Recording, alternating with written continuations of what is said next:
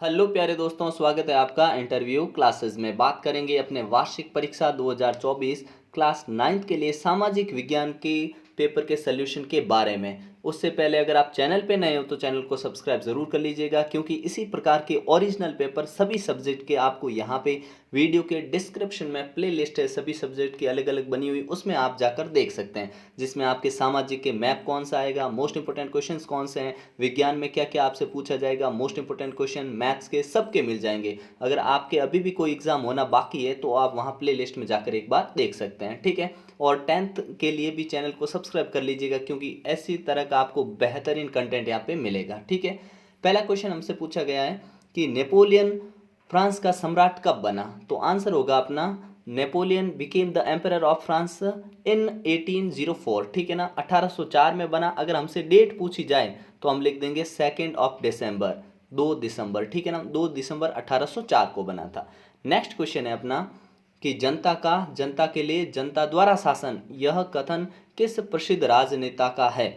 Which famous politician has said this, government of the people, for the people, by the people. ये किसने कहा था? तो ये कहा था अपने Abraham Lincoln. Option C correct हो जाएगा, अब्राहम लिंकन। ये बार बार रिपीट हो रहा है क्वेश्चन, ठीक है ना। नेक्स्ट क्वेश्चन देखते हैं अपने क्वेश्चन नंबर 3। भारत किस गोलार्ध में स्थित है। इन विच हेमिस्फीयर इज इंडिया सिचुएटेड। तो भारत कौन से में है? अपने उत्तर पूर्वी, ठीक है ना, नॉर्थ ईस्ट गोलार्ध में है, ठीक है, स्फीयर में। ऑप्शन बी अपना करेक्ट आंसर हो जाएगा। नेक्स्ट क्वेश्चन देखते हैं, संविधान सभा के उपाध्यक्ष कौन थे। Who was the vice president of the constituent assembly. Constituent assembly की वाइस प्रेसिडेंट, इन उपाध्यक्ष कौन थे? तो वो थे अपने ऑप्शन डी, H.C. मुखर्जी, ठीक है ना, H.C. Mukherjee. Option D correct हो जाएगा। नेक्स्ट क्वेश्चन है अपना, भारत की सबसे बड़ी प्रायद्वीपीय नदी कौन सी है। Which is the largest peninsular river. तो कौन सी है वो? तो ये गोदावरी। ऑप्शन डी करेक्ट हो जाएगा, गोदावरी। नेक्स्ट क्वेश्चन है अपना कि हरित क्रांति का सर्वाधिक लाभ हुआ। Green revolution benefited the most. सबसे ज्यादा लाभ कहाँ हुआ? तो इन सभी में हुआ, तो उपरोक्त सभी लिख देंगे इसमें, ठीक है ना। ऑप्शन डी करेक्ट कर देंगे। इन सभी राज्यों में इस क्रांति से लाभ हुआ था, ठीक है। अगला क्वेश्चन है, चुनावी घोषणा पत्र जारी करता है। Manifesto is presented by. तो ये करते हैं अपने बाय द पॉलिटिकल पार्टी, यानी राजनीतिक दल करते हैं, ठीक है ना। ऑप्शन बी करेक्ट हो जाएगा इसमें। नेक्स्ट क्वेश्चन है अपना कि किसी भी क्षेत्र की जलवायु को नियंत्रित करने वाले कारक हैं। The factors that control the climate of any area. तो वो क्या होता है? लैटिट्यूड यानी अक्षांश भी होते हैं उसमें, एल्टीट्यूड यानी ऊंचाई भी होती है, समुद्र तल से दूरी होती है, डिस्टेंस फ्रॉम सी, और ऑल ऑफ द अबव। तो इसमें डी ऑप्शन अपन टिक कर देंगे करेक्ट, ठीक है। नेक्स्ट क्वेश्चन देखते हैं, जिसमें पूछा गया है कि राजा के देवी और निरंकुश अधिकारों का किसने विरोध किया था। तो ये विरोध करने वाले व्यक्ति का नाम पूछा है। Who oppose the divine and inclinable right of the king. तो किसने किया? जॉन लॉक ने, ठीक है ना, John Locke. Option A correct कर देंगे। फिर है, भारतीय जीव सुरक्षा अधिनियम कब लागू हुआ। When did the India wild life protection act come into force. कब लागू हुआ था? तो ये लागू हुआ था अपने 1972 के अंदर, ठीक है ना, 1972। ए ऑप्शन करेक्ट हो जाएगा। नेक्स्ट क्वेश्चन है अपना, भारत के सुरक्षा बलों का सुप्रीम कमांडर कौन होता है। Who is the supreme commander in India defence forces. कौन होते हैं? तो इसमें जो सुप्रीम कमांडर होते हैं वो होते हैं अपने राष्ट्रपति। ऑप्शन डी प्रेसिडेंट, ठीक है ना। ऑप्शन डी टिक कर लेंगे, प्रेसिडेंट। नेक्स्ट क्वेश्चन देखते हैं, भारत में मुख्य चुनाव आयुक्त की नियुक्ति कौन करता है। Who appoints the chief election commissioner of India. तो इनको कौन करते हैं? तो इनको भी राष्ट्रपति करते हैं। ऑप्शन सी प्रेसिडेंट, ठीक है ना। ऑप्शन सी करेक्ट हो जाएगा। फिर पूछा है कि भारत की जलवायु है, the climate of India is. तो कैसी है ये है अपने मानसूनी जलवायु। ऑप्शन ए हो जाएगा मानसूनी, ठीक है ना। ऑप्शन ए टिक कर देंगे। नेक्स्ट क्वेश्चन है अपना, संविधान सभा की प्रथम बैठक कब हुई थी। When was the first meeting. यहाँ पे मीटिंग है, meeting of the constituent assembly held. सबसे पहले कब हुई थी? तो ये हुई थी 9 दिसंबर 1946 को, 9 दिसंबर 1946, ठीक है। ऑप्शन डी करेक्ट कर देंगे यहाँ पे। ऑप्शन डी एकदम सही आंसर होगा। अगला क्वेश्चन देखते हैं, ज्ञान और उद्यम को कहा जाता है। Knowledge and enterprises are called. उसे हम क्या कहते हैं? मानव पूंजी, ह्यूमन कैपिटल कहते हैं। ऑप्शन डी करेक्ट कर देंगे। क्या बोलेंगे? ह्यूमन कैपिटल यानी मानव पूंजी। अगला क्वेश्चन है अपने लिए जिसमें फिल इन द ब्लैंक्स दे रखा है, ठीक है। फ्रांस का राष्ट्रगान है the national anthem of France, तो उसको क्या बोला गया? उसको बोला गया है ला मार्शिलाइज, लाइज, ठीक है ना, ला मार्शिलाइज, ठीक है ना, ये ध्यान रखना। अगला है एक वर्ष में गन्ने की कटाई होती है, sugar cane is harvested 2 times in a year, तो दो दो बार कटाई होती है, ठीक है ना। कितनी बार? 2 बार, एक वर्ष में 2 बार कटाई की जाती है गन्ने की, ठीक है। फिर है भारतीय संविधान को अस्तित्व में आया, भारतीय संविधान अस्तित्व में कब आया था? तो ये आया था अपने 26 नवंबर, ठीक है ना, और 1949 को, ठीक है। 26 नवंबर 1949 को अस्तित्व में आया और लागू हुआ था 26 जनवरी 1950 को, ठीक है ना। इसी समय अंगीकृत बोले या लागू किया गया, ये होगा, ठीक है ना, ये ध्यान रखना। अगला क्वेश्चन देखते हैं अपने, विश्व में सर्वाधिक वर्षा वाला स्थान है, कौन सा है? It is the highest rainfall in the world, कौन सा है? तो ये है, अपना ध्यान रखना, ये काफी बार पूछा गया है, मानसिन राम, ठीक है ना। कौन सी जगह है? मानसिन राम, ठीक है, ये ध्यान रखना ये जगह, ठीक है।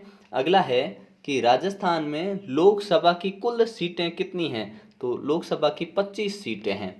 Total Lok Sabha seats in Rajasthan are 25, ठीक है ना, 25 करेक्ट आंसर हो जाएगा। अगला है डेमोक्रेसी भाषा का शब्द है, democracy it is the world of language, word लिखना था, ठीक है ना। तो ये कौन सा है? ये है अपने डेमोक्रेसी ग्रीक वर्ड है, क्या है? ग्रीक, ठीक है ना, ग्रीक शब्द है, ठीक है, यहाँ पे मिसप्रिंट है। अगला क्वेश्चन देखते हैं कि हमसे पूछा गया है कि डैश भारत की उत्तर से दक्षिण लंबाई, the north south length of India is, ये कितनी है? तो 3214 किलोमीटर, ठीक है ना, 3214 किलोमीटर, ये ध्यान रखिएगा, ठीक है। नेक्स्ट क्वेश्चन है, हमसे पूछा गया है कि रूसी स्टीम रोलर किसे कहा गया है? तो ये एक प्रकार की मशीन हुआ करती थी, ठीक है, मशीनरी जो कि सड़कों और हवाई जो सतह होती थी उनको प्लेन करने के काम आती थी, ठीक है ना, समतल करने के लिए काम में आती थी। अगला क्वेश्चन देखते हैं, जन्म दर से क्या आशय है? What is meant by birth rate? तो जन्म दर क्या होती है कि निश्चित समय में जनसंख्या में जो 1000 लोगों पे पैदा हुए बच्चे होते हैं ना, टोटल जो पॉपुलेशन है 1000 पे जितने बच्चे पैदा होते हैं ना, उससे कहते हैं हम जन्म दर, ठीक है। फिर पूछा जनसंख्या घनत्व किसे कहते हैं? तो ये भी सेम है, कहने का मतलब हो गया कि प्रति इकाई भूमि क्षेत्रफल में जनसंख्या का जो माप होता है उसे पॉपुलेशन डेंसिटी कहते हैं।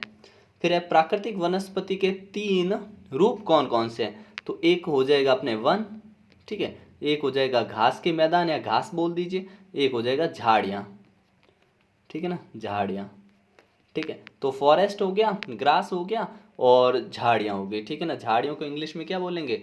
झाड़ियों को श्रब बोल देंगे ना, श्रब, हर्ब, श्रब और फॉरेस्ट, ठीक है। नेक्स्ट है बुग्याल क्या है? तो ये बुग्याल की डेफिनेशन आपको याद होनी चाहिए, ठीक है ना। बुग्याल क्या होता है? बुग्याल, ठीक है, तो ये क्या होता है कि भारत के अंदर जो अपने उत्तराखंड है, कौन सी जगह? उत्तराखंड, उत्तराखंड के अंदर प्रांत में हिमालय की पहाड़ियों के बीच में ऊंचे पर्वत के जो चरागाह होते हैं, उत्तराखंड में अपने हिमालय की पहाड़ियों के बीच में जो चरागाह या घास के मैदान होते हैं उन्हें बुग्याल कहा जाता है, ठीक है ना। बुग्याल क्या है? हिमालय क्षेत्र में ऊंची पहाड़ियों के बीच में जो चरागाह या घास के मैदान उन्हें बुग्याल कहा जाता है। फिर है आर्थिक क्रियाओं के दोनों भागों के नाम लिखिए। आर्थिक क्रियाएं देखो प्राथमिक होती हैं, द्वितीयक, तृतीयक होती हैं, ठीक है ना। अब इसमें आप उदाहरण भी लिख सकते हैं। फिर पूछा है बाबर किसे कहते हैं? तो बाबर क्या होता है? हिमालय की दक्षिणी भाग और जो शिवालिक पहाड़ है उसके नीचे वाले क्षेत्र को बाबर कहते हैं, ठीक है। फिर आंध्र प्रदेश के पुनर्गठन के बाद कौन सा राज्य बना था? तो ये बना था अपने तेलंगाना, तेलंगाना बना था, ठीक है ना, तेलंगाना। अगला है अपना क्वेश्चन है क्रोमिनेंट टर्न क्या है? व्हाट इज क्रोमिनेंट टर्न, ठीक है। तो ये क्या होता था? ये एक प्रकार का क्रोमिनेंट टर्न कम्युनिस्ट इंटरनेशनल का संक्षिप्त रूप है, ठीक है, जिसे थर्ड इंटरनेशनल बोला गया, तीसरा अंतर्राष्ट्रीय इसे बोला गया था। और इसकी स्थापना अपने 1919 में हुई थी, ठीक है। और इसका मुख्य उद्देश्य था साम्यवाद को बढ़ावा देना। क्या था? साम्यवाद को बढ़ावा देना, ठीक है, ये इसका मेन जो पर्पस था, ठीक है। फिर है कृषि एक मौसमी क्रिया क्यों है? क्योंकि ये ऋतु के अनुसार होती है, बारिश होने पे होती है और कुछ वर्षा अवधि में होती है, जिसके कारण इसको एक मौसमी क्रिया बोला गया, ठीक है। फिर आपके इस प्रकार के क्वेश्चन है, इनको आप अच्छे से तैयार कर लीजिएगा, क्योंकि बार बार यही पूछे जाते हैं कि भारत में प्रधानमंत्री का चुनाव किस प्रकार होता है, राशन कार्ड कितने प्रकार के होते हैं। ये जो क्वेश्चन है ना, राशन कार्ड हो गए, ये हम पिछले पेपरों में इनको डिस्कस भी कर चुके हैं, इनके सोल्यूशन भी आपको वहाँ पे मिल जाएंगे। और जो आपके मोस्ट इंपॉर्टेंट क्वेश्चन है वो भी आपको यहाँ पे वीडियो के डिस्क्रिप्शन में प्ले लिस्ट मिलेगी, वहाँ पर मिल जाएंगे, ताकि आप इन क्वेश्चन को भी एक बार यहाँ वहाँ पे आपको ये सारे मिल जाएंगे क्वेश्चन, ठीक है ना। और जो ये मैप की जगह पूछी गई है, ये मैप आप ज़रूर देख लीजिएगा, मैप में जो लोकेशन है वहाँ पे अपलोड कर दिया है वीडियो, आप प्ले लिस्ट में जाकर ज़रूर देख लीजिएगा, ठीक है ना।